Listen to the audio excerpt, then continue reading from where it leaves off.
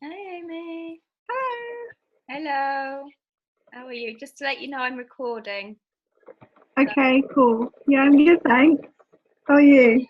Good. Yeah, really good. Thank you. I just want to check with everyone that that's okay. Kelly can't join us, and Jenna's running late, so I just wanted to record.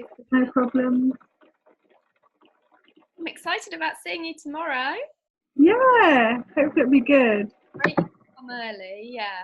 Yeah. I just thought as well, because I've been getting up so early, like this week. Oh, I lost you. Hang on. There you are. I've been getting up so early this week because I'm working like with a new young person, and it's just like, oh my God, I find it so hard. Early mornings, they just like completely wipe me out. So I just thought, you know what, I can't be taking on too much stuff. Sure. So Yeah. I just cancelled this other thing that I was going to be doing tomorrow. Just thought I'd come earlier and leave earlier, coming in overnight. Yeah. Sure. Well, I'm Hi, going. Mandy. Hi, Mandy. Hello, you alright? Hi. Just to let you know, we're recording. Is that okay with you?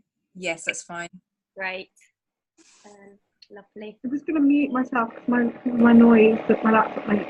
Oh yeah, your fan, it's so loud, isn't it? Is that your laptop fan? Gosh.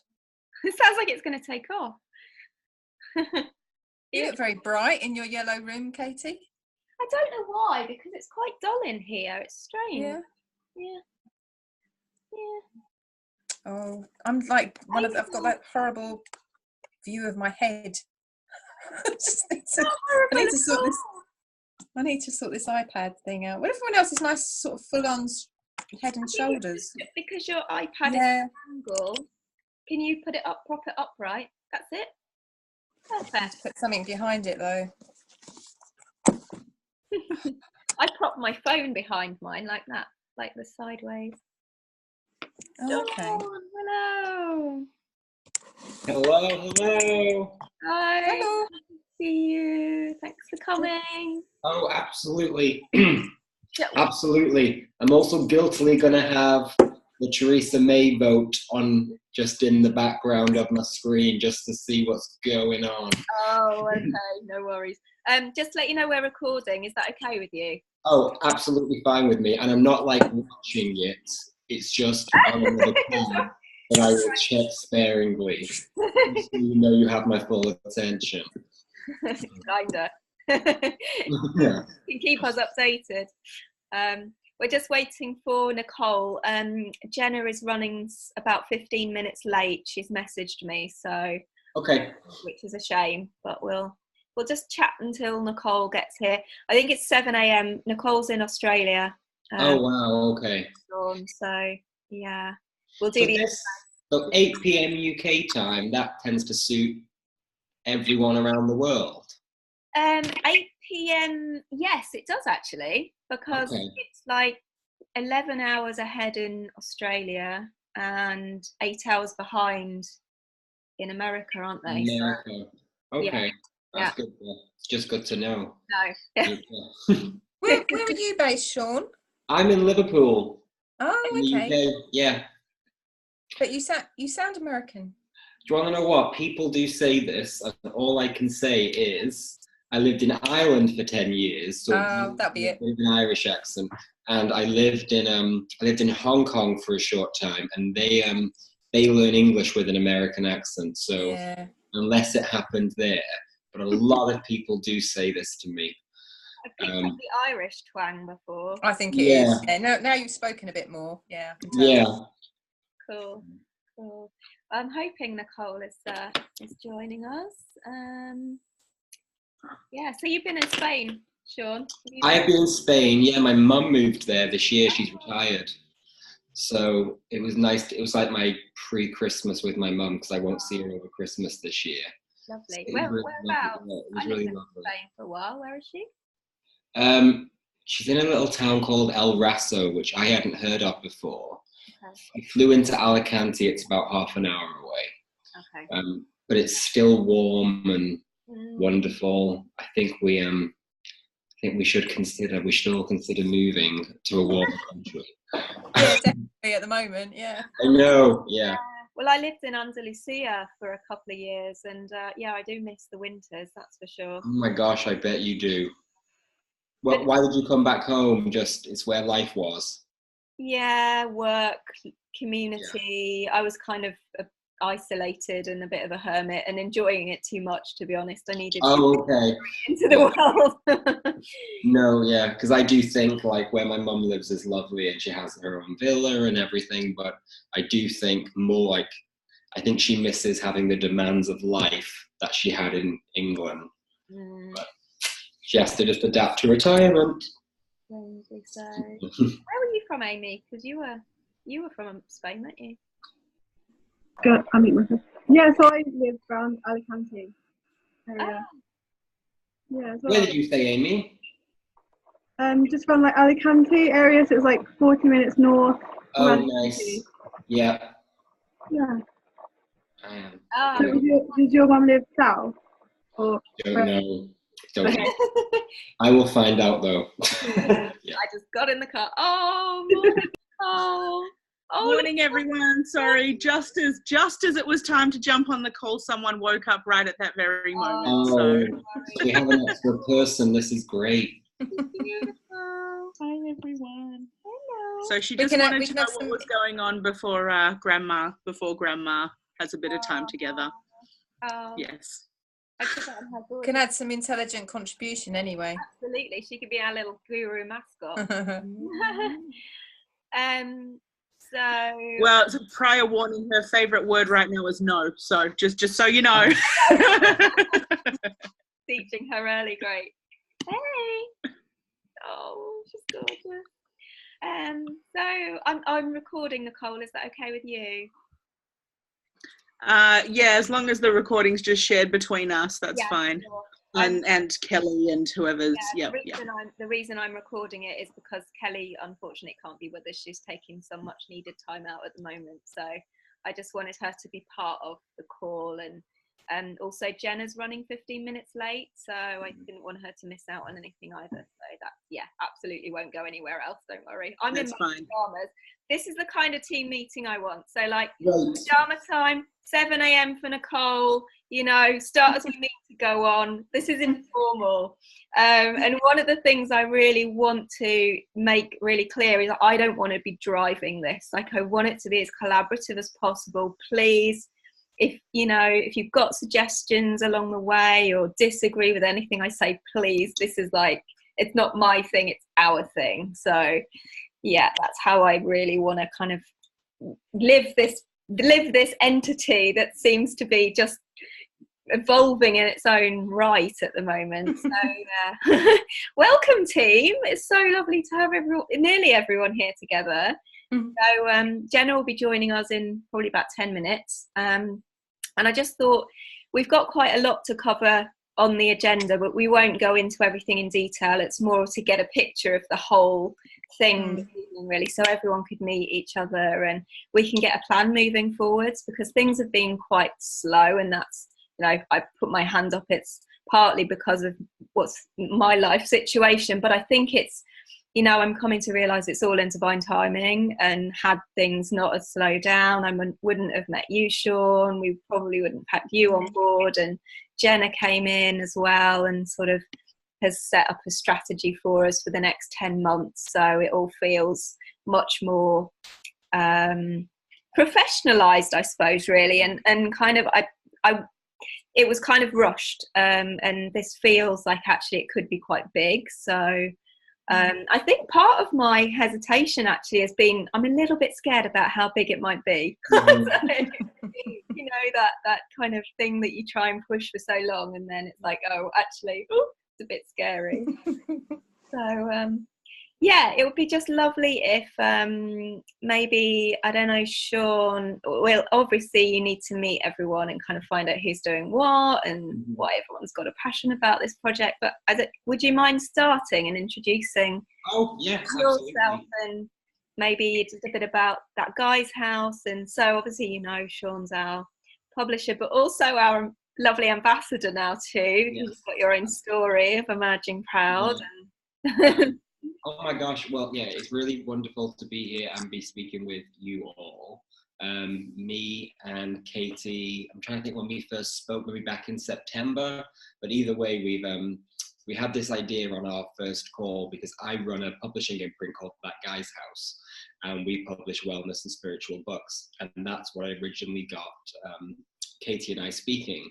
And in our first conversation, we came up with this idea that we could actually, instead of any books from the Emerging Proud project to come through That Guy's House, we actually could set up its own press, its own individual publishing imprint, which currently is called Emerging Proud Press. Am I right, Katie? Yeah.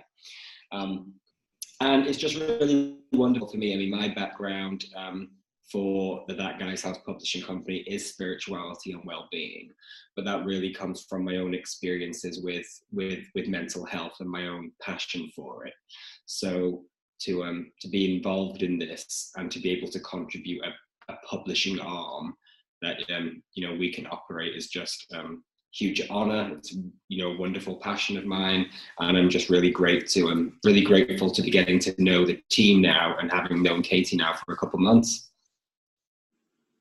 Excellent. Yeah. Thank you, Sean.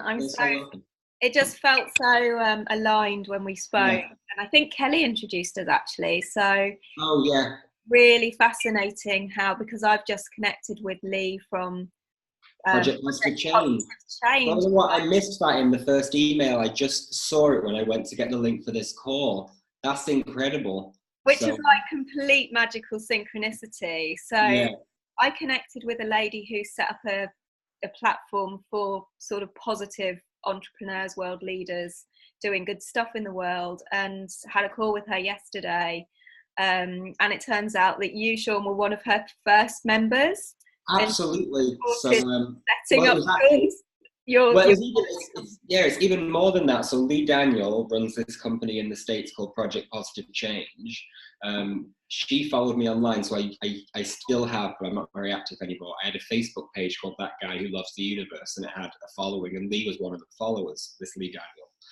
And she got in touch with me when she was setting up Project Positive Change, because initially she was forming a committee or a board of directors.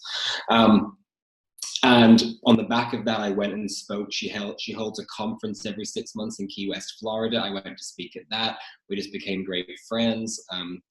She was very instrumental in Project Positive Change becoming, and my company, That Guy's House, getting off the ground. So she's just a very wonderful, active mover and shaker from the States. And she's just been a wonderful friend of mine. Gosh, 4 years now. So I'm so glad you guys have connected. It's amazing, and we're now speaking about the possibility of Project Positive Change being a sponsor for Kind of Proud, which makes complete sense because Lee has her own emergent story. The reason she's set up Project Positive Change is due to her own trauma. So she's she's emerged proud through trauma and abuse. It's absolutely just all of the circles that are forming. So it feels really powerful, actually. And she's got links in 126 countries, I believe. Not surprised. Yeah, not surprised at all. Yeah. So it's cool. It's really cool. Thank you, Sean. Absolutely. Yeah. Who would like to go next? Katie, can I just ask, would she like to be the sponsor for my book then, if it's trauma and abuse? Well, I'm hoping. Or the ambassador. I'm hoping. Oh, the ambassador. Okay. Well, I'm hoping that she would be sponsor for all of the whole project. Okay. I think she's still a practicing lawyer, so I think she's a little cautious about sharing her story publicly. Oh, okay. But certainly, as Project Positive Change is willing to be a face, so we could have a call about that, though. I'm not actually sure whether she's spoken about her history publicly. Just so you know, you're not speaking out of turn at workshops, and she has spoken about it. Probably never anything recorded, but in her workshops and stuff, she has. So I will let her know that I've spoken to you guys, but I'm assuming that we were connected anyway, Sean. And so. Awesome. Yes, thank you. Mandy, did you want to go first then? Yeah, okay. Hi Sean, everyone else knows me, but yeah, so I work for the Missing Kind, and it's the Missing Kind charity that are sponsoring this project, sponsoring Katie's time on it. I first met Katie about 18 months ago when she came to the Missing Kind for sponsoring for the Emerging Kind project, which is the group support training that she did. And that's still ongoing, isn't it, Katie? Community sharing circles, you're doing that as well. And yeah, we just gelled, I suppose, and I worked on the steering group for that, didn't I, Katie? And could see that what Katie was doing was, you know, essentially, you know, world changing really, and wanted to carry on supporting that. My personal story has been on the blog, and obviously will go in the book, but my background is childhood abuse and what that has meant for me during my life, and how I've sort of like only just very relatively recently in the last few years come to terms with that, dealt with it, and what that's meant. And so I do a lot of writing now about that, short stories, poetry, that kind of thing. So books are of great interest to me as well. Wonderful, thank you. Yeah. So Mandy's our Face of the Trauma and Abuse book. Yes, sorry, I didn't mention that. Yeah.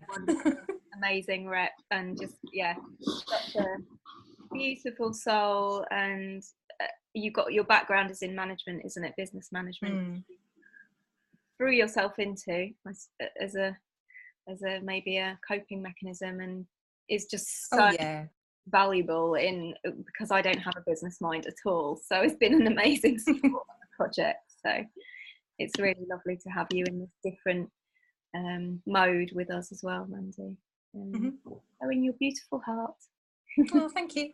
Thank you. Nicole, are you a bit otherwise engaged, or? Yeah, it might be best if Amy goes first, and in the meantime, hopefully I can transition with Grandma. So okay. Go. Just unmute myself. Apologies for the fan in the background. It's really noisy. Yeah, my computer's just sort of like very old, so it just makes a lot of noise. So I'm the rep for the. First of all, I just want to say hi everyone. It's really nice to see you and be back in this space. Feels like it's been a while. I've been like a bit all over the place, so it's just really nice to come back and refocus and recenter on this. So it's really good to be here. I'm the rep for the Disordered Eating, Body Image and Low Self-Esteem book, and I think I met Katie. So I met Katie. When did I meet you, Katie? The Emerging Proud Day. This year? Last year? Yes, this year. This year. God, I don't know what that was. So this year. So I've only known you for a few months, really, haven't I? Months. It's like I've known you forever. I know. So don't really know what else to say. What do I say? What you do, your Emerging projects, your background. I struggled with kind of like my own relationship with eating and like my body image, and I had a little bit of a breakthrough when I discovered like eating psychology and what, sort of understanding everything that was going on, and it started to be like a little bit of a spiritual awakening for me to understand what was going on with my eating habits. So from then I sort of developed my own social enterprise with my business partner Robin, and we've just been running projects for about 2 years together now, and it's really fun. I mean, it's very kind of been naturally evolving, like organically, and we're based a lot in kind of like body positivity and making sure that everyone's celebrated, no matter what shape or size or background or whatever, everyone deserves to be celebrated. I'm also doing a storytelling project at the moment, getting people to know how to tell their stories. So it's in perfect alignment with the book project. We're also doing this project called Empower with Health at the moment, which is all about kind of bringing in different complementary and alternative therapies. So bringing in like yoga, sound therapy, kind of qigong, like energy healing, as well as things like nutrition, intuitive eating, and kind of empowering people to take back, to take back the power in their relationship with their health and themselves and their body image and their eating. So yeah, that's something else. Thanks, Thank you. Hi, Jenna. Hello, you're right. Sorry I'm late. Hey, I'm so pleased to see you're in your pajamas too. I was just saying, this is our kind of meeting. I'm in mine. It's 7 a.m. for Nicole. She's in Sydney. So this is how we mean to go on. Well, my kids are downstairs all watching a film, being quiet, so I've had to nip upstairs into the bedroom so I can get some quiet. So if you hear anything, I apologise. They're obviously fighting downstairs. So. Had I known, I could have been in bed. This is my first time meeting everybody. If it's this time again, next time I will be in a blanket. Next time we can all be in bed. Yeah. So Jenna, just to let you know, I'm recording. Is that okay with you? Just one of our members can't be here, so I really wanted to try and include her in the introduction call, and just so that you can watch the first bit too. So Sean has introduced himself already, but Jenna's Sean. So Sean is our ambassador, lovely publisher, and Jenna is our PR guru, who I also met very synchronistically. So we're just doing some intros at the moment. So Mandy, who's our rep for the trauma and abuse book, and Amy at the top for eating disorders, and Nicole to go. If you don't mind introducing yourself, that'd be great. Yeah, absolutely. So I'm calling in from Sydney, Australia, and don't worry, Jenna, my little one is with Grandma right now, so she was here until just a moment ago, so I get it. Part of the big family that we've got growing here. So I coach people who have had spiritually transformative experiences and help them integrate those so that they can get back into everyday regular life in a way that feels whole and complete to them and in integrity through their experiences. And often they come back with gifts and they want to better understand those and put them into action into the world. So rather than living in two different worlds, 1 foot here, 1 foot there, and relationships break down, and you guys are quite familiar with all of these things that can happen after these full-on experiences. Rather than having to have a lot of that happen, I try and walk people through a path that feels good to them, where they can, keep good relationships, keep a life path that works, good sustained livelihood, all of those things. My background is in transpersonal and integral psychology, not a la Ken Wilber integral. Though I have a lot of respect for Ken Wilber, just not my path of agreement. And currently, projects, goodness me. So aside from, the whole coaching thing, so I just released a book on notes, non-ordinary transcendent experiences.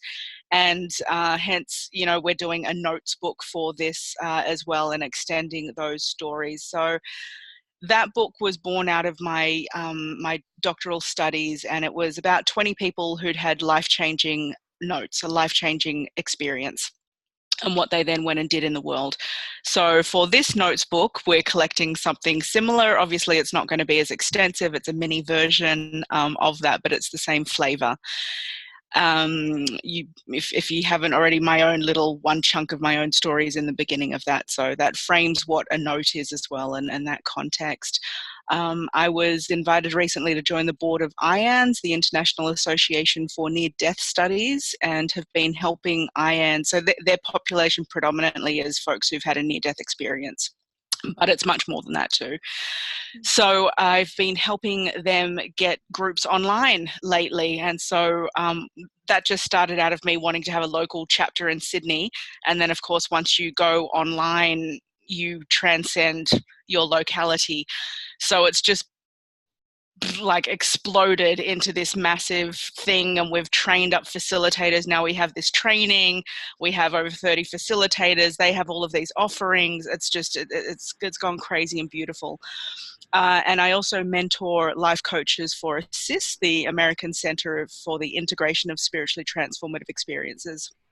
So anything to do with spiritual transformation, I am happy to be of service. I am deep in it. Wow, an amazing service you are too. Thank you, Nicole. It's a huge honour to have you on this project.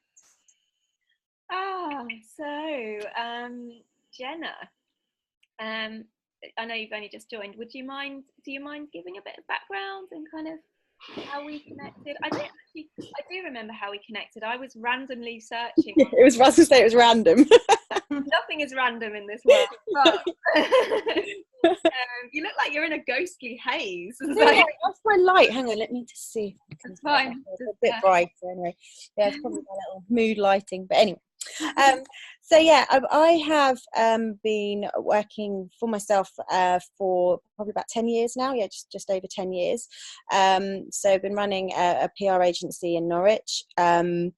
Although I have worked kind of across lots of different campaigns in different countries and a lot of clients these days, particularly what you were just mentioning about once you get online, the sort of audience for everything goes crazy. So having been working in book publishing for about 8 of those, have lots of, been working on lots of different campaigns from all different types of books, from the more kind of mainstream to the more kind of niche things as well. So lots of different aspects in terms of kind of health and well-being and sort of spirituality and all sorts of things like that. So that, in addition to other areas that I've worked in, but one of the kind of the core areas really that I've done is book publicity. So that's probably something that was really good when we first connected, because we were able to I was able to bring some of my experiences in terms of working with books and series and issues like this in the past, and being able to sort of advise on sometimes the best routes to market in terms of publicity for books like that. So that's kind of why after Katie had kind of initially explained to me what the project was and things, I felt that it'd be a really good thing to be involved in. And kind of say from a personal level as well, I mentioned to Katie that I've kind of suffered from anxiety from childhood really. So it's something that I live with, it's something I cope with, but it's something that I can relate to. And so knowing about kind of what was the kind of the aims behind it and what we were hoping to bring to the table had a kind of a personal impact for me as well. From a PR perspective as well, it's such a topical issue at the moment. It's very relevant, and there's more discussions than ever about all the different facets of what constitutes people and kind of all different kind of aspects of who we are these days, and trying to embrace those and make people feel accepted. And so I felt that I could bring my skills from what I've learned over the years and help you guys to do what you're hoping to do. So amazing, thank you, Jenna. And it was the same thing, we just really clicked the first meeting, and I so appreciate Sean and Jenna, you've both just brought your whole hearts into this and are trusting that funding will come, and you've both given your time for free so far and just see the bigger picture, and I'm so appreciative of that, because everybody's in this for those reasons. So it just feels incredible. It feels like it is being somehow universally led, so I'm just trusting that this is happening exactly how it's supposed to. So amazing. Thank you, Jenna. And I would like to speak to you, Sean, and Jenna around whether you'd like to both share your stories as well as part of sort of really being inclusive as the team. And I don't know, Jenna, how you'd feel about sharing your personal story and journey, and maybe showcasing your publishing company as part of the project as well. But obviously, Sean, as the ambassador, we're going to be featuring you quite highly. And I did speak to Jenna around the timeline. I'm just actually wondering whether I should screen share the agenda, because I can't remember everything off the top of my head. And also quickly, I don't know if you've had a chance to look at Jenna's kindly started the timeline, the strategy for us. So it would be great just tonight if we can go through the main bullet points and come up with maybe further meetings and look at prioritising a plan. And as I said before you joined, Jenna, I really want this to be a collaborative project. This is not about being my project, it's our project, and all of our voices are equally valid. And so please, if you have any ideas or disagreements or anything, I'm really open to where this, the collective wisdom leading this. So yeah. And also, just to say with the plan at the moment, it is very kind of top line in terms of, if you kind of imagine a bit like a toolkit is kind of how I like to explain it. And so what we've done for each of the different books is put in the elements that would form part of a PR campaign to give us a starting point. It doesn't mean that every single book will cover all of those. It might be that certain points within that will be so strong that they will lead the campaign over and above the other elements. But the idea being that we can apply the same sort of strategy to each sort of mini campaign, as we've mentioned, and see which kind of things we can bring out of it, what assets we've got available for each campaign, and then we can, it will be very fluid. It won't be so fixed that everyone needs to worry, oh, we haven't got a case study for this one, or we haven't got an endorsement for this one, or we haven't got whatever. It's just about giving us a starting point, and then for each one, as people can kind of contribute and ideas and bring things to the table, we can then see which parts we can bring forward and which ones we don't. As you're talking, Jenna, I'm just going to screen share so that we can all see at the same time what you're referring to. So I was really grateful. Oh, and I haven't actually opened it. I was so grateful for this because I kind of need a handrail with these kind of things, and it just felt like, okay, now I can kind of get more of I'm quite a visual person, so get more of a kind of an idea of where we're starting, where we're going. And certainly what I've had from our discussions to date have been that, as you mentioned, a lot of this stuff that's in the checklists you'd already either thought about or had discussions with, or even just had ideas about. So a lot of it is probably there, and once people are thinking about it, they will that those sorts of things will come up. But it's just, as you say, having almost sort of a checklist in place so that you can start to put some of those ideas together. Yeah, so the last meeting we had, we spoke about the idea, Sean, and obviously this is completely open as we haven't had the chance to discuss it yet, but there was an idea to launch in the new year because January is kind of known as a dark, particularly a time of depression. A lot of people have the dark times around the sort of winter and start of a new year.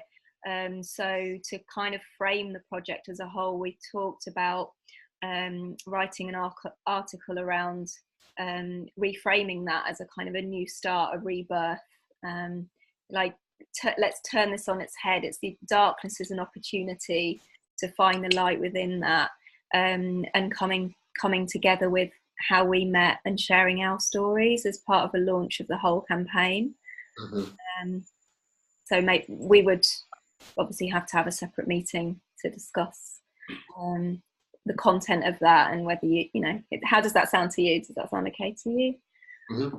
To share your story as kind of as the ambassador and the launching of the whole campaign. And just really setting the scene, because we spoke about the fact that for the rest of the project, I mean, the first bit in itself was a discussion that we had as to what is the merit of doing PR prior to the books to get interest and support in the project. So from a funding perspective, the more coverage that we've got for what's coming gives you that leverage when you are applying to be able to say, look, there's already interest for this, the media have already covered, etc., etc.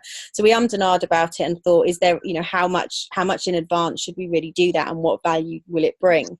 And kind of came to the decision that it would probably make sense to do it, as I say, in January, because we've now got these rough timelines for the launches throughout 2019. It made sense to sort of frame the campaign in January and then start to be talking about the books in those months leading up before we've actually got the first one to launch, which will be slightly later on.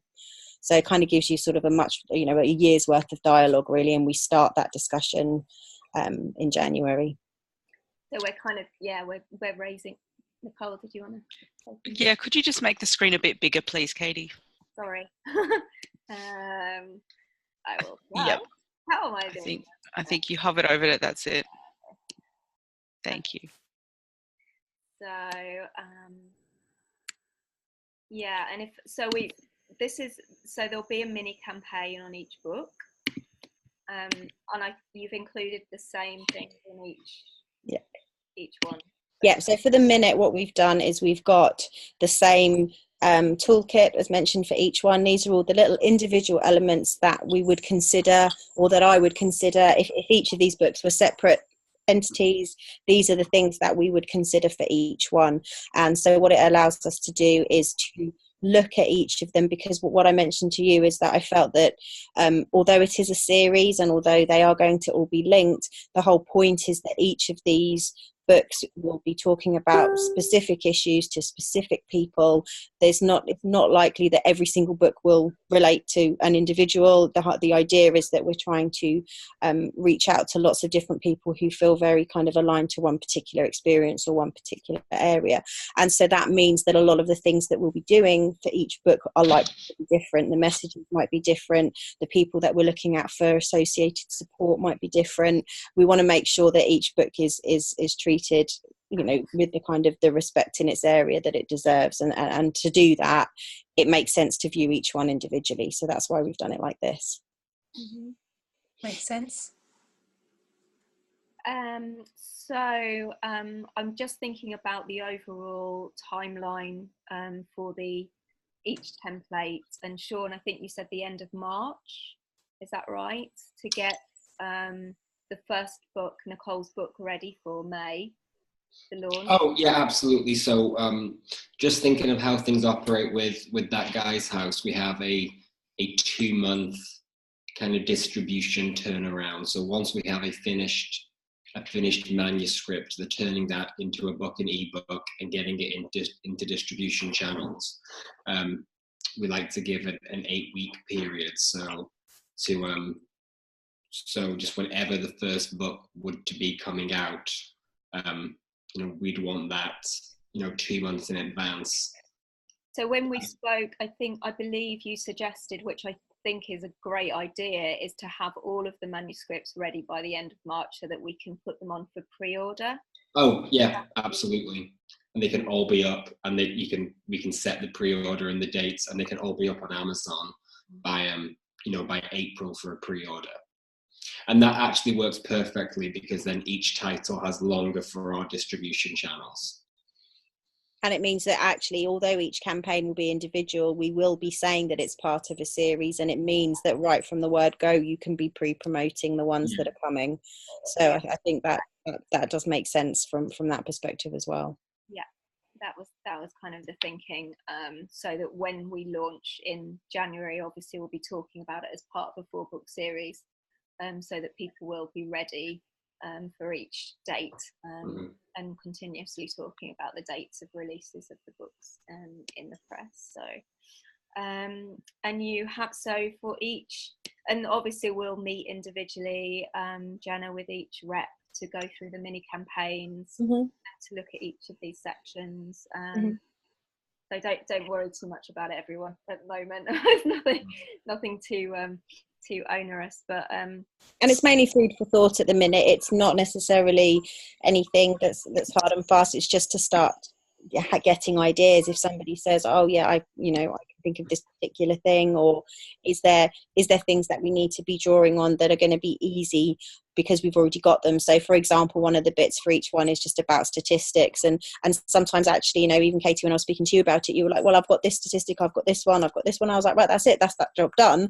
But we didn't know we had those statistics until I mentioned it and you told me you had them. So it's just a case of just trying to bring all those things that we've all, that you guys have already got, I'm sure, but just bringing them to the forefront, but with a PR, with PR in mind, which they're not always there from the start. So if any of you have any comments or information on these points already, please feel free to start jotting things into here. So I made contact with one of my friends who I met via Emerging Proud, was a a Sky News presenter or has contact with Sky News, so we already have that possible media link, Jenna. And he's quite involved with getting things out on the news, so when we're ready for that, he's a great contact. I have a list of, I presume you have a list of media contacts as well, but yeah. And I know, Sean, you have links in America. So once we're kind of ready for that, we can all pool the contacts that we have and a big shout out at the same time. So we've done these in publication order. So we'll talk briefly about the events as well. And there's a forward planner on here. So Jenna's put all of the dates into a calendar. So we'll be looking at whether there are any articles that we could relate to anything that's happening at that time. So I mean, this is amazing, Jenna. You've been on it. It's amazing. As I say, with this is not necessarily everything that we will jump on. There's lots of different awareness days and things that we've put in there, so it's not necessarily saying that we'll jump on all of these, but it's just to be mindful of what's there, because sometimes it can trigger an idea, or it can just help to shape something that we might be developing, and it just gives some context to it. And for the media, often that is sort of the key for them, is to find something that's relevant. So this just helps us to be mindful of what's going on around us as we're planning the stuff that we're already doing. So this is amazing. So your features that you're already involved in are the ones in green? So they're ones that I have that I know of. So I've got a database where I can look ahead and see what features are planned. Now, a lot of more consumer publications don't tend to put their features on there because they're all very competitive and they steal off each other. So you don't tend to get many of those. But when we do find them, we can put them on there. So one of the publications is Positive Health Online, and I just noticed that they'd put those 2 features in for January. So whilst they're not necessarily in line with when those books are coming out, it's just useful to be mindful of those as well as others, in case there's opportunities for us to start kind of seeding the message early. And that's what I'm aware of right now. Obviously the features get updated as we go along, so this means that as I get more information for next year's features, I'll be able to put more stuff in for later in the year, but it's just not released yet. So these are kind of organic documents which we'll be adding to as we go along. So presumably the first article we would aim to release around the Blue Monday date. Jenna? Yeah, possibly. As I say, that was one of the sort of the first or the kind of the angles that we were thinking of in terms of January. That's typically one that a lot of the publications cover, in terms of kind of trying to shift the lows that come after Christmas. So whether that's a financial kind of impact, that's usually when the first credit card statements or whatever are coming out from December, you realise how much your payments are going up. And all of the stuff tends to be, there's quite a lot around that. January the 7th, I think, is Divorce Day, so they do a lot around kind of relationship breakdowns and emotional stress and things in January as well. So it just tends to be a time that they love to talk about things like that. So brilliant. Has anybody got any questions about that? Yeah, just the word feature there. So is that referring to featured topics in certain publications? Yes, so it's a forward feature. So it's if they put together, some publications put together an editorial calendar ahead of time. So often they do it for their advertising team to be able to sell in associated stuff. But from an editorial perspective, it's also beneficial for PR, because you can then try and tackle them early. So yeah, it's basically them indicating that in January they plan to run a feature on depression, or they plan to run a feature on suicide, etc. So it will say feature. If any of these appear after this, feature will the bit that comes straight after that. So Positive Health Online is the publication, and then the article topic will be secondary to that. So awesome. As I say, a lot of them don't necessarily give away the content, but sometimes they do. So it's just about kind of there will be plenty more out there, but this is just what I was able to find at the time. And Jenna, are you looking mostly at UK-based publications or beyond? Yeah, for the features, the database that I use is UK-based for features. You can apply the same strategy internationally, you just have to do it manually. So if you know the publications that you want, you can approach the publications, ask for their editorial calendar, they usually send it to you, and then you can do the same thing. So if we had key publications internationally, we could start to outreach to them, you know, individually, and get those feature calendars from them, but they're not on my database. What an amazing tool that is. Wow. I know. I'm just in. That's a lot of money. It really does. Thank you for sharing. But it's worth it. It's something that it's a database that I've had in the agency for a number of years, and it's really valuable. It helps us to do what we do, so it's definitely worth it. So. Well, I just totally believe in and pay it forward. So it's all coming around. We're all coming around. It's all coming around. Has anyone else got any questions about the strategy timeline at the moment? Not that we need to know. Just again for me, not many stories coming in. So if we've got to have the sort of templates ready for print by March, just got to perhaps talk separately about the strategy to get the trauma and abuse stories in. Yeah, absolutely. And we spoke about this, Sean, I believe with you. I can't remember now who I spoke with around, you know, these are mini pocket books with a crisis guide in the back. So it doesn't have to be 20 stories. We could make it 10 stories. It's still meaningful. As part of the bigger project. So I think you have 8. So we have links with a couple more organisations. I can do a big push. And Mandy, we'll speak over email, because I can push out in my communities as well to gather stories. That'd be great. Yeah, I've been trying. Anyone I know that's working with, you know, people with like PTSD and everything. You know, because I think there's such a broad spectrum for trauma and abuse.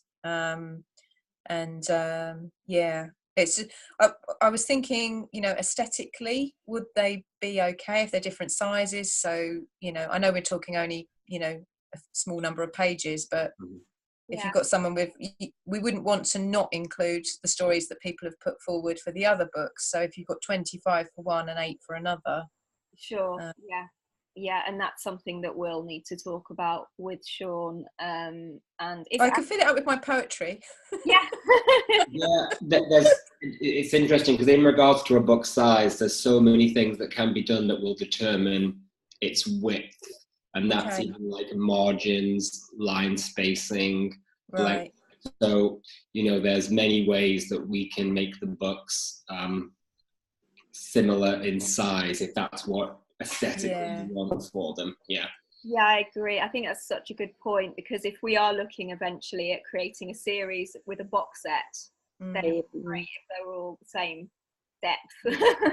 And it links them together, I think, if they're kept pretty similar. Yeah.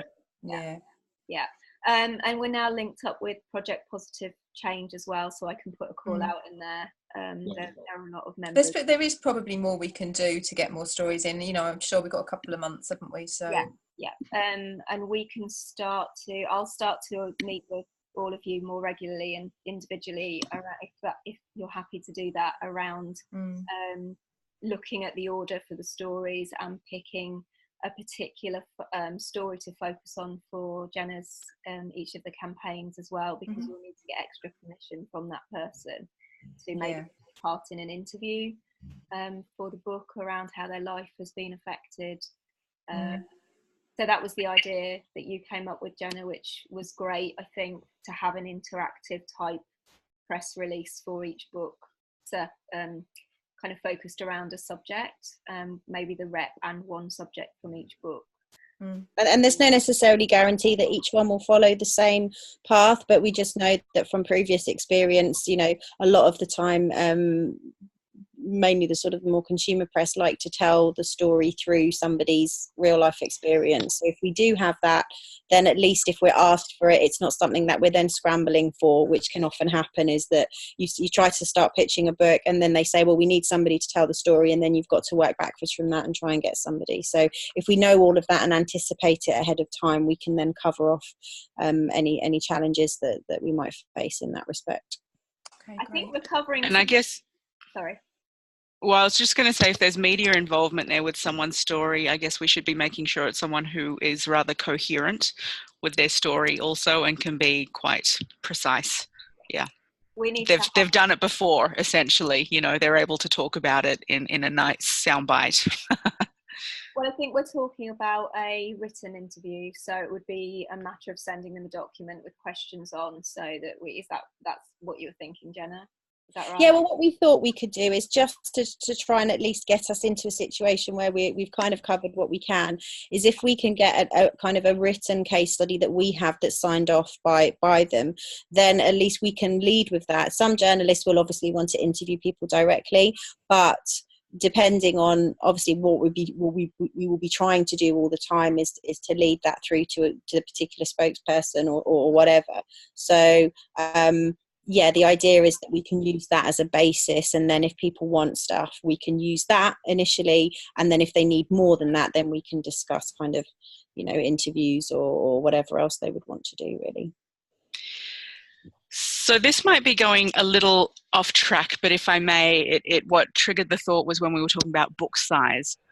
We're calling them pocketbooks, yeah? And perhaps, you know, you guys can explain to me that if there is a particular reason why it's going to be called pocketbook, what the wisdom behind that is, because that'd be good to know. The thought that was occurring to me when we were talking about book size was, if we didn't call them pocketbooks, and again, I'd like to hear the explanation of why pocketbook, because there's probably a good reason for that. But I get the idea is it's small, you can carry it around with you, and yeah. But I wonder, for me personally, if the term pocketbook devalues book in some way, that it's different to book itself. And, you know, I was thinking of probably one of history's most famous pocketbook examples that was never called a pocketbook, but was the Little Red Book, right? The Communist Manifesto. That was a pocketbook, but it was the Little Red Book.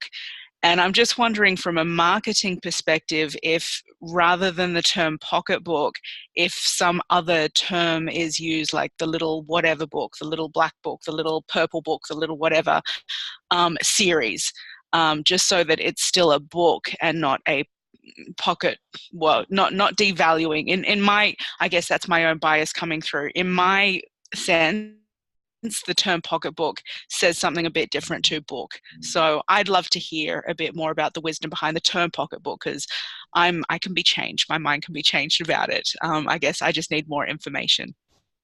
Yeah, I mean, Jenna's probably the one to speak to this, but I think my original idea around making it a pocketbook in kind of an A4 size was exactly that. So it could be a handbag type book with a crisis resource list in the back. So self-care tips, helplines, you know, if someone's going through this stuff, they can have it in their bag, they can whip it out if they need a little, you know, a number to call or something like that. That was the original thinking behind it, because they are books directed at people who are going through these experiences. So that was I guess my obviously I was brought in after that kind of decision necessarily was made. So I think my understanding of it was, and certainly from my perspective in the past, so, you know, I've worked with publishers and they've sent me a book and it's called a book and it's literally a booklet, and it almost makes it then devalues what it is, because it's not a book, and you go, well, why did you call this a book? Why did you not just call it something else? Because it's clearly not a book.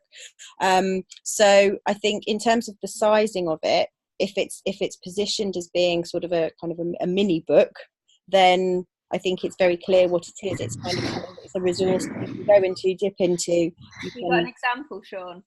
I'm coming with all the books. Just on that note, sorry. Yeah, just on that note of what you said, Jenna, so the first version of my book was a 6x9, and it definitely was a booklet. I wasn't happy with it at all.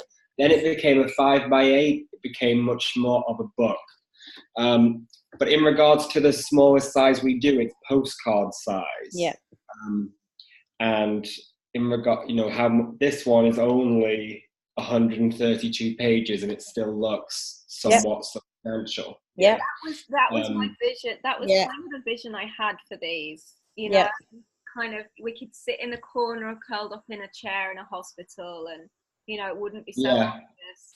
And in the collection, that's actually still quite, if you imagine sort of the box size would be sort of that, wouldn't it? So yeah, because these actually are part of a collection. Oh, I forgot. And they do look nice together. Yeah. Wonderful.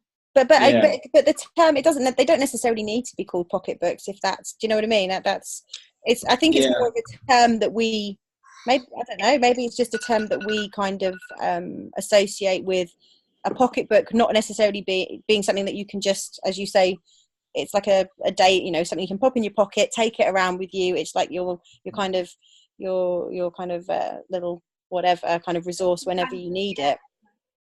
So it might just be an understanding of what pocketbook means. They could be the kind of proud little books of hope, or that because these are the little books of Tao. So so little book of is nice. Yeah. Maybe we can have a meditate on that and see what comes in. Collective inspiration from, because equally you want it to stand out. So if everybody's going with the little book of, you don't necessarily want to do that, because you want it to kind of stand out. So yeah, it's definitely worth thinking of a little bit further, I think. Phrase, that's such a good thank you, Nicole. Okay, right. I just had a vision of those little books that Sean was holding up there in like rainbow colours. Yeah, I know, in the kind of proud colours. Yeah, exactly. So they're like how many letters are in kind of proud? Because that's how many we need. So it's got like a K on one bind. Quite a lot. Oh, 10, okay. Oh, Katie, no. Don't be adding 10. Oh my gosh.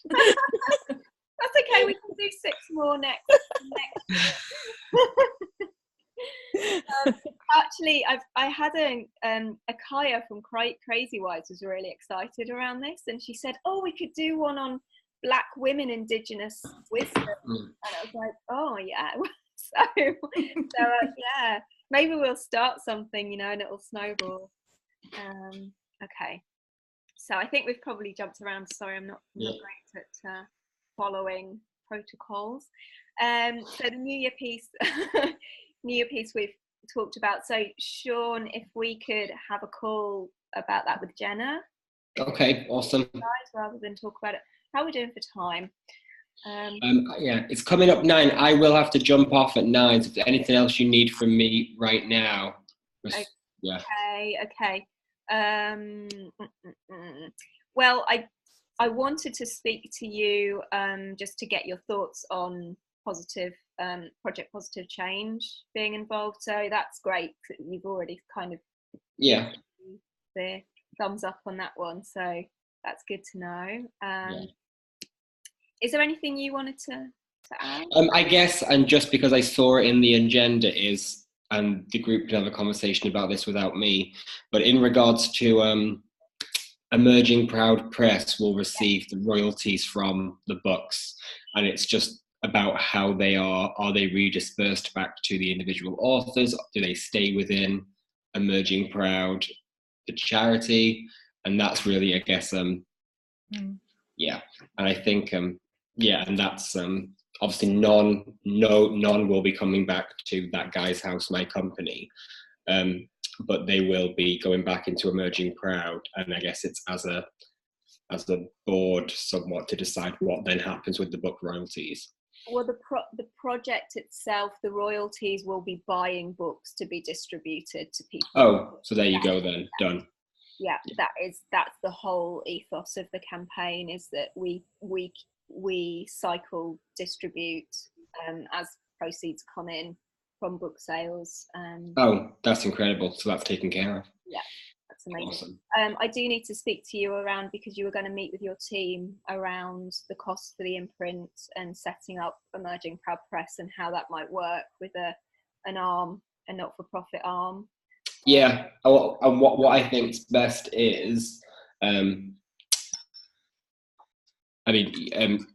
I guess, Katie, you would then become the owner of Emerging Proud Press, and I would almost be your mentor in that. We'll speak about that. We'll speak about that another. Yeah. I think, we did speak about that, and you were suggesting speaking to your team about whether it could be affiliated. Yeah. Well, yeah. I mean, yeah. And rather than what? Yeah. So we'll chat, just because I'm also with that guy's house. I'm wanting to open up a CIC arm anyway, so it could really easily sit under that. But we'll jump on and have another call, and by next team meeting we'll be able to feedback on that. I mean, I don't have any expertise around being a publisher. Oh yeah, no, and it would just and just because no profits will be coming to us anyway, it would just be for where it's sat would be under Emerging Proud, and therefore that's where all the royalties could come to. But I could still effectively manage it using all of our infrastructure. We'll have a chat. We'll have a chat. Yeah, I'll contact you to arrange a separate call about that. Okay. It was so great to meet everybody, and sorry I have to rush off. But yeah, just let me know when the next call is, and I'll absolutely be there. It's really an honor to be part of this group. Thank you so much. Lovely to meet you, Sean. Thank you guys. Bye-bye. Bye. Bye. Let us know what's happening with the vote. Oh, I will. Oh, amazing. Oh, I feel so blessed to have such amazing people involved in this. It's a real blessing. Okay, so how's everyone else for time? Yeah, I'm all right for a bit longer. How long do you anticipate, Katie? I was kind of anticipating an hour and a half for the meeting, but if sure. Before that, so another half hour just to chat through the points, if that's okay. Okay, so we've actually covered some of them already, just in conversation. So yeah, and Jenna, with your input, thank you. So we mentioned this. So the points in red, I just kind of pre-thought around what actions we might need to prioritise moving forwards from here. So if everybody could, I don't know if you've seen where I've listed all of your stories so far. So just for ease, on the Emerging Proud website, on the Kind of Proud page, under each of your titles, at the bottom of the page, I've listed each of the blogs the stories that have been shared so far, so you can keep track of how many we've got for each book. So one of the things that I think we probably need to prioritise is looking at whether there are any that stand out for the interview for the media yet. And if not, just to bear that in mind as they come through. How do you all feel about making that decision? Would you prefer that we have a call to talk about that, or how are you all feeling? I don't want to kind of leave you with too much to do, but also I don't want to kind of take over everything, and it'd be my decision. So. Yeah, I'm happy to look through mine. You possibly know some of the people that have given stories to mine, so you might know, how suitable they are for that. But I'll have a think about it. Maybe we need to think about having a Skype call with those people as well, just to check out where they're at. We need to make sure they're in a strong enough place if the media at them and they've got support network in place. So that's something that we need to check out, that they're kind of ready for that. Amy, were you going to say? Sorry, yeah, I was just going to say, could you I didn't quite couldn't quite understand your question. Did you say to look through the stories to see who's appropriate to go in the book? No, so as Jenna was talking before around sort of highlighting one person's story with your own for your book, so the rep and one other person. Right, okay. Interviewed for a media piece okay. around the launch of your book. Right. So we would need to contact them for extra permissions. We'd need to check out that they're in a strong enough place for that, and have a chat to them around. Nicole, what did you do around checking out kind of where people were at for yours? Was anybody contacted directly by the media, or did everybody come through you? For the stories that were in my book? Yeah. The one that just came out, they were through my dissertation, so that was done anonymously. There was an entire process with the university's regulatory committee. I had to make sure people weren't in spiritual emergence. I had a whole questionnaire that was there to weed out, I guess, certain people who weren't ready to even participate in the research. But certainly everyone had I had to create names. We had to create names for each of them. Yeah. Which we had the opposite problem, interestingly. I had several people going, but this is my authentic truth. I want my name to be on this. And I was like, sorry, that's just what we have to do. This is the difficulty, isn't it? Because this is about emerging proud with our authentic whole selves. And yeah, so it's kind of the opposite. It's the complete opposite, and this is about creating a new world, but also it can be hugely unsettling for people. And I've had a couple of people kind of contact me and go, oh my God, I've shared my story, please can you remove it? I've just had a complete wobble. And it's fine, we can do that. But once it's out in the media, obviously there's no going back. So we need to make sure we've really had a full conversation with people around what that might mean and where they're at in their recovery. And I think it will be very easy to see, because typically in situations like this, those are people who, as you were just mentioning, are the ones that are saying, I want to do this, I want this out there, I'm totally owning it, I'm totally comfortable with this being my story. In fact, I'm probably doing it in their own circles anyway. So we're probably looking for people who are potentially not just somebody who kind of says, well, okay, if it's an interview, I should be all right with that kind of thing. We don't want, I think it's either somebody that we feel is very, very suitable for it, or we just don't go there at all. So I think you have a protocol around that, like getting consent forms signed? Yeah, I mean, certainly if we were doing the kind of the written case study that we said, what we would do is probably look at putting together kind of a written case study, getting some images, and then we just probably have like a sort of client release form that says, I'm happy for this content, I've signed off this content and these images, and I'm happy in this context for this to be used for any publicity purposes, blah blah blah. As I say, the thing over and above that is if you had somebody, a journalist saying, oh, I want to interview that person to write a piece, or I want to speak to them directly, then that's obviously slightly over and above what we've said. But again, I think we just have to be mindful of what the stories are and whether whether we think it's a suitable thing to do.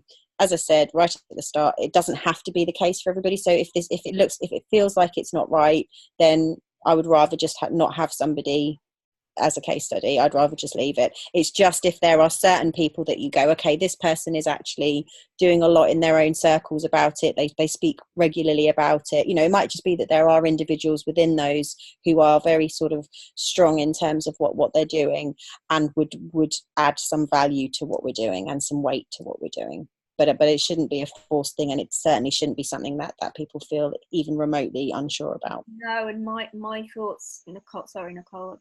Go ahead, Katie. I would be very worried around anyone's personal contact details going out via our project. I think we should have a blanket sort of agreement not to do that. And if anybody is approached separately by the media and decide to share, that it's not as part of this project. That would be my sense, that we get anything that goes out in the media signed off as part of the project, but anything beyond that, they make their own decisions. Does that feel, Nicole, did you want to add? Yeah, well, two parts. One is I feel perhaps anyone who does go forth and do a media thing like that, I agree with you, Katie, it should come through the project, and maybe you should also be present to that in some way, if possible, as the ultimate representative of the whole project, or, you know, you or someone. The second question was, is there any reason why we as the reps couldn't fill the spot of that person that we're talking about? Because we tick all of the boxes. Yeah. Yeah. I think the idea was to do both. So the idea was to have, obviously, you guys as the front runner, but then have someone else as an example from the book as well. Okay. So yeah, so we will always, you know, the idea being that we will always lead with your stories, but if there was, for whatever reason, it would just give us, if there were, and again, this, as I say, with this toolkit, it was really just to have discussions. If we look through it all and we go, actually, you know, for one of the books, for example, we say, well, actually, your story is strong enough, then we just go with one. At the minute, it was just to give different ideas and different perspectives as to what sort of things we could think about, but they don't necessarily need to be followed each, you know, in a prescriptive manner. As you say, you might look at it and go, actually, for this particular book, we're just going to go with this one. It's just to open up at this point all of the different things we could think about and then decide on which ones we're going to go for. So it really doesn't have to be, you know, to form kind of a big sticking point at all. It's just a kind of suggestion at this point. And I think you mentioned, Jenna, when we spoke about this, you know, each book, or Mandy, you've mentioned it this evening as well, like your book in particular is such a wide reach. So, you know, to have a variation of stories, your stories around childhood abuse, to have another around domestic violence, so we've got different themes as well, so it kind of speaks to more a wider audience of people. I think that was that makes sense for me. Yeah. And obviously with your book, Nicole, it's like numerous non-ordinary transcendent experiences, so we could not everyone's going to relate to having an NDE, or, you know, so just a variation of themes, I think, was the idea. So it's kind of a catch-all, really. That was the idea. Good. Yeah. What might be nice doing that too is considering gender balance as well, if we can, because we're all female reps, so to have male stories then as that second. I don't know, Amy, how many guys there are coming forward for your book, but yeah. That's a really good overall. Yeah, definitely. Also, ethnic minorities too, you know, it's just be seen as kind of a, you know, middle class, you know. Yeah, I was so pleased when I got that story from Johnny Gupta. Yeah, that was an ethnic minority person giving their perspective. It was great. So I do agree. It needs to be quite diverse. I mean, if we've only got a certain number of stories and we're only getting them from certain people, then we haven't really got a choice. But if we can, And I think it's indicative, isn't it, of feminine rising, and more women are kind of more out there and, you know, maybe ready to speak more authentically because of the that we live in. It's kind of a responsibility, I think, that we have to make sure men's voices are heard, because men are, you know, very rarely do speak their truth when it comes to these sort of trauma situations, and there's a lot in the press, isn't there, about men. There is, and that's something that we could also keeping it in. So isn't it? Because we do have men. And I agree with you. It's around sort of helping give men permission by showcasing stories of men. I think that's a fantastic point, and definitely one that we should be very, very mindful of across them, because I think across any of the books, having a male voice would be incredibly valuable alongside what you guys are sharing as well. So I think it's a really good point. Loving collective wisdom. How are we doing for time? We've got 15 minutes, so we won't talk in detail about the launch events, but I've had some conversations with you all briefly. I know Nicole, with you just by message, I think, but I've had conversation with Mandy and Amy around the launch events as well, just to kind of start sharing ideas. And I think, Nicole, we communicated around having the online event, and I love the idea of having it live streamed, and obviously you're in Australia, so we're not going to be able to do anything in person. And after we spoke, I spoke to Liza, who's the director of Shades of Awakening. Jenna, I don't know if you've heard of Shades of Awakening. It's a big Facebook forum for people who've experienced non-ordinary transcendent experiences, and it's like 5,000 people internationally, I think, are members of that. So Shades are interested in collaborating, Nicole, if you are happy for that. Yes. Liza knows all the technical back end of what to use. We looked at a couple, and Crowdcast looks like a perfect platform. There has various kind of breakout rooms and different technical abilities to this platform. You can set up a paywall. So we were talking around, we could set it up as a sliding scale where people donate what they can. People can sponsor people to watch it live stream, and all of the proceeds can go to the paying for the books too. So, people awesome. Are really getting behind this and supporting in every way they can. So I was really excited by that. And I'd linked up with so many people coming in really synchronistically. So I trained on the big UK Open Dialogue project. Oh, hi. We have another member. Yeah.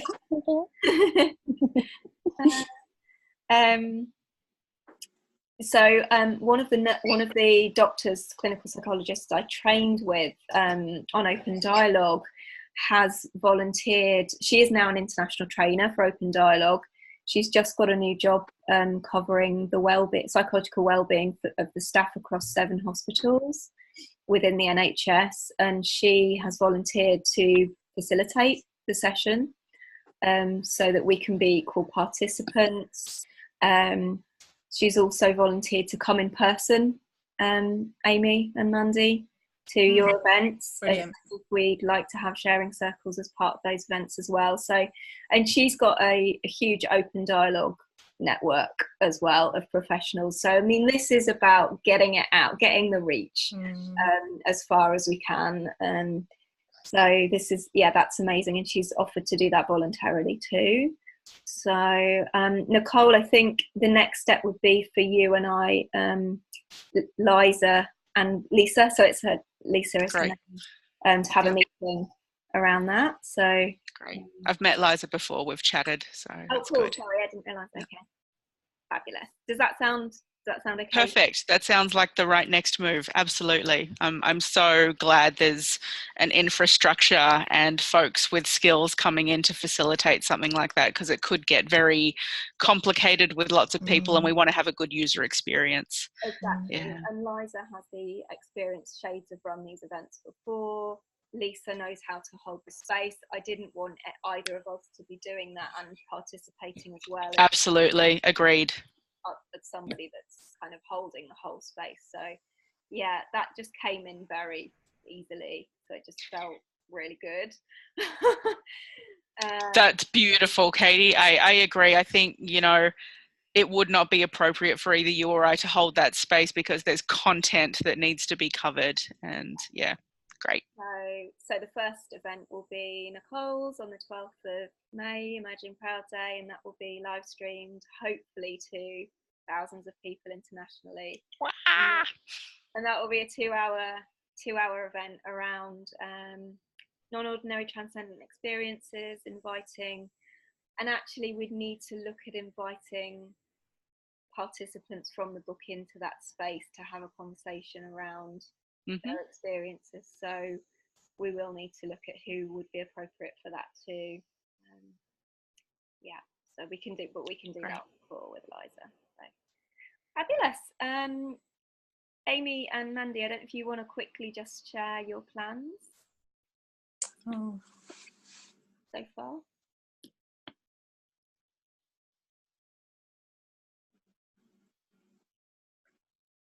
Do you want to go first, Mandy?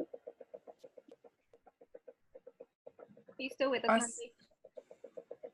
I think I'm going off. I think I'm going offline. The Wi-Fi's here a bit dodgy, so I'm struggling to hear people now. Oh, we can hear you.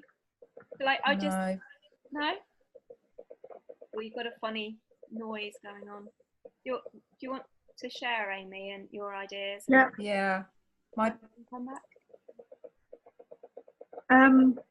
So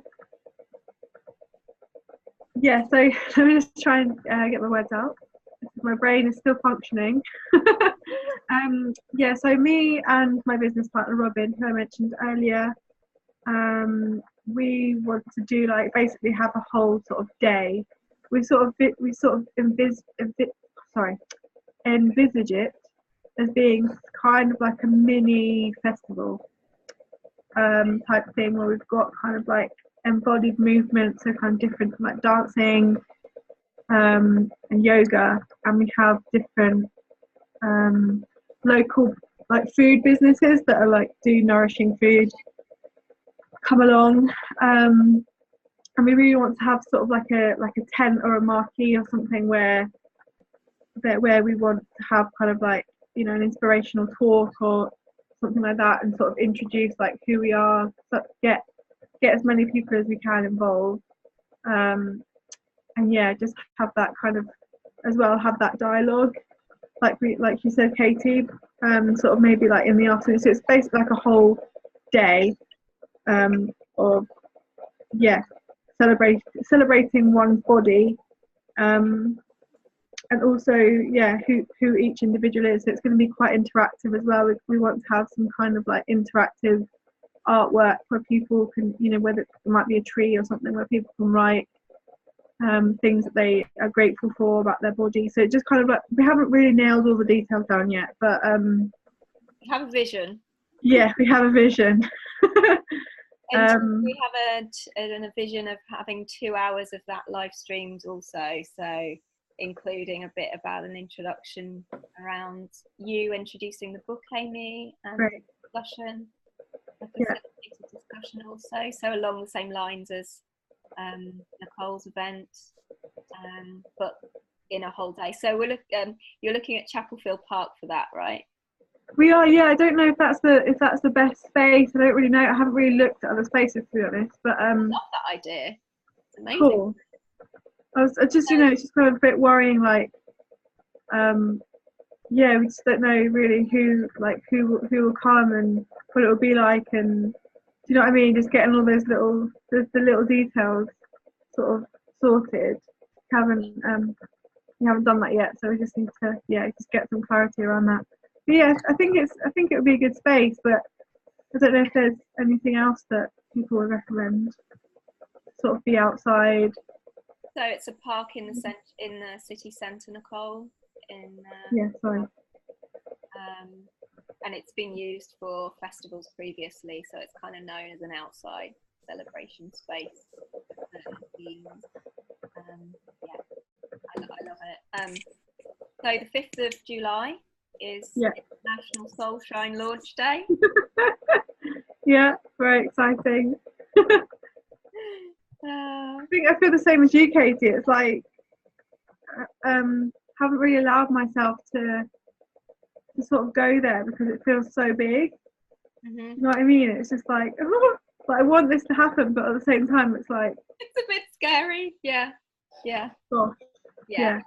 It'll be great, but we're all together. That's the main thing, isn't it? It's like, it's not like we're going to be doing this on our own. And I think you were right, Nicole, just to go back to what you were saying around any kind of media, if we do get any breakfast TV slots or anything like that, I definitely think we should, the rep should accompany, or one of us. It shouldn't just be a subject from the book. It should be definitely one of the team to accompany as well. And I include you in that, Jenna, as a face if you want to be too. So, help to promote your company too. Yeah, sure, no, definitely happy to. I love the way that you're coordinated with your girls. It's so cute. You're all like, you look like you're wearing the same cuddly thing. Yeah, they're kind of pink. Yeah, we are. Oh, lovely. Yeah. I think we're kind of, so we've only got 5 minutes to go, but Mandy's just dropped off, unfortunately. But so we're planning a similar thing. We're planning an in-person event in Norwich with a couple of hour live stream slot around the conversation, bringing together different organisations which support, charitable organisations that support trauma and abuse type activities. So we're linked up with a lady who is training to be a facilitator, who has just set up a domestic violence charity. So people like her will be inviting organisations to collaborate, have stalls, information stalls with resources for people to come along, that type of, and inspirational talks as well. So that's the idea. And perhaps more with that one to bridge to the mental health teams as well. So to have a stall there from our local Mind and the NHS Trust, which I have contacts that support our events normally. So I think that's kind of pretty much easily done. So it's a good way of getting this into the mainstream mental health services as well. And by then that will be the last one, so that'll be in October.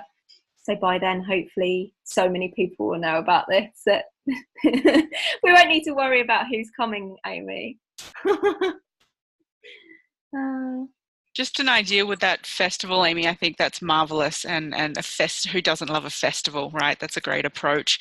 Even to have a gift bag for each person as they walk in, and so that would be attractive to those sponsors that are going to set up a tent. So not only do they pay to part of the project to have a tent at the festival, but in addition to that, you know, you guys are going to take every opportunity to help market their service or product as well. So a gift bag is a really simple way of doing that. Each of them can offer a gift or a discount voucher or whatever, or even if it's just a flyer for their services.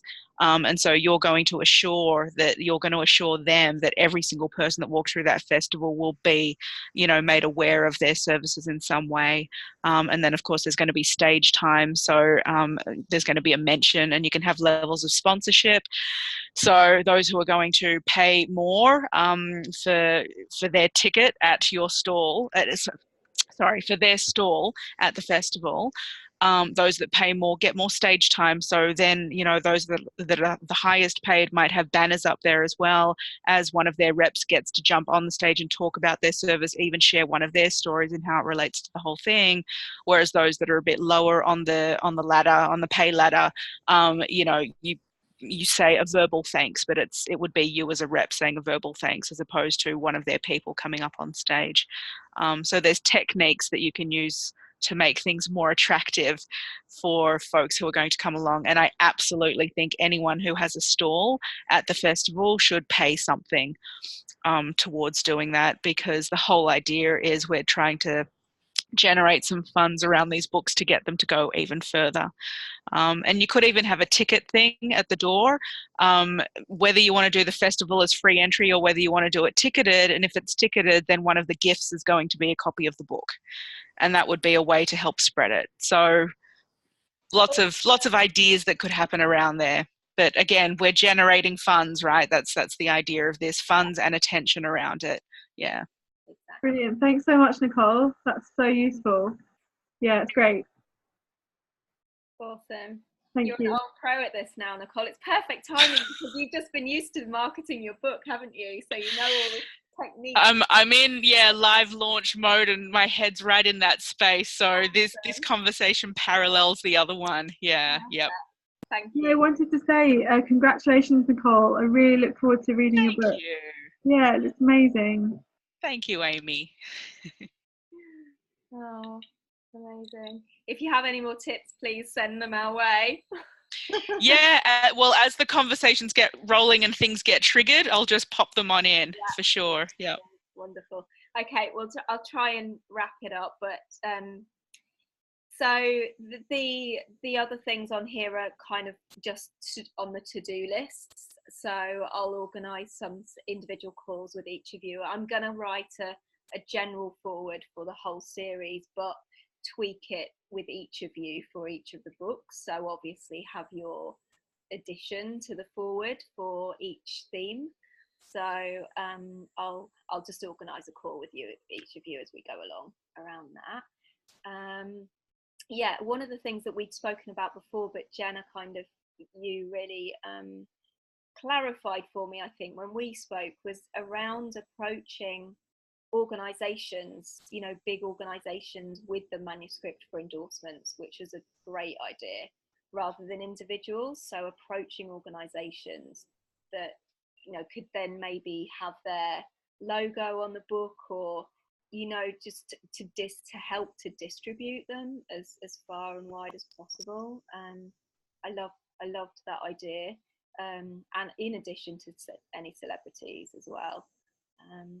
Jenna, did you want to add anything about that? Yeah, so obviously it was a kind of an idea of looking at each of the books and thinking, well, is there a way that we could align with a particular as you say, a charity or an organisation that would just lend some kind of credibility to it, and that would obviously also provide some benefit to them as well, because they'll be able to kind of piggyback onto our publicity as well. So that might not necessarily be kind of the biggest charity you can think of. It might be, you know, one of the smaller ones where there's going to be likely to be more mutual benefits to doing that. But it was just to start thinking at this stage as to which, you know, who we could potentially align with, and just sort of knowing that resource is there. So to give you an example, I'm working on a book at the minute, which it was from a lady who went through kind of sort of a mental health breakdown, and then sort of transitioned and got better, and then she set up a burlesque training organisation. So it's kind of like from mental health kind of trauma through to burlesque, etc. And we've had some really good responses from people like Sane, Bipolar, .org.uk and stuff, that have all said, yeah, we'll run a guest blog, we'll run a promo for your book, etc. So the charity that you might think that some of these charities wouldn't necessarily be the sorts of people we should approach, but a lot of them are very open to supporting people who have been through things that are relevant to their organisation and to the people that they support. So it's just knowing that resource is there from a PR perspective. We can tap into some of these places and get some really good leverage. If we're kind of smart about it, and we've the good thing about the new timings for the books was that it gives us time now to have these sorts of discussions. It's not something that we have to rush now. We've got in some cases several months to be having these kind of discussions. So awesome, thank you. Okay, so and just the crisis resources for the back of the books.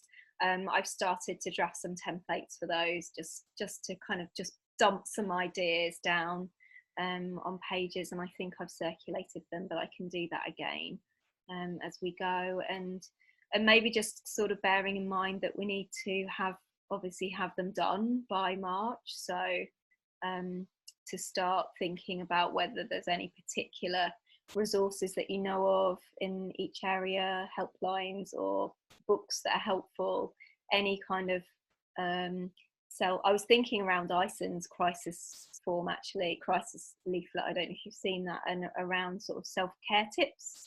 There's quite a nice succinct list of like, this is what we found helped us when we were going through it, and you might like to try some of these ideas, that kind of thing. So we can have individual calls around those as well, and I'm happy to obviously do as much of that work or as little as each person needs. So yeah, I think that's the one thing I wanted to ask you all was whether it would be okay with you to set up a WhatsApp group, just so that we can have a kind of a quick exchange if needs be, not to like have a mass conversation all the time, but just if we ever need to do a quick sort of contact. Is that that okay with everyone? Fine by me. Yep. Yeah. Awesome. I'll check with the others before I do that. Thank you so much. Quick an hour and a half flown by. I'm just going to stop screen sharing. Sorry to keep your girls up so late, Jenna. So I'm asleep now. I'm all right. I got one asleep there, and I got one asleep there, so we're good. Oh wow! Oh, I look forward to that day. Wow, that's a dream. To be fair, it's quite late for them now, is it? What time is it now? Yeah. 9:30. So yeah. Thank you so much, Jenna, for You're right. and Nicole for getting up so early. Oh yeah. Oh no, I'm usually up this early and earlier. No worries. Being with us for this long, really appreciate it, and for bringing your gifts and wisdom, and just I'm so grateful, so grateful to such an amazing team. It's awesome. It kind of feels like a dream. You know what we were saying, Amy, the other day about this is work. This is like my work, and it's amazing people and just beautiful thing to do. Yeah, it's so cool. So okay, I will be in touch with everyone around these things we've discussed, and organise another team meeting for the new year. Lovely. And well done, Katie. It is an amazing team that's coming together. Jenna, it's great to meet you, and Sean's incredible too. Yeah, really lovely. It feels good. It does feel really, that's what I loved about Sean and Jenna. It's like the authenticity, you know, your hearts are in it, and that's what this is all about. So yeah. Great. Thank you. Okay, have a lovely day. Bye. Nighty night. Bye. Bye guys.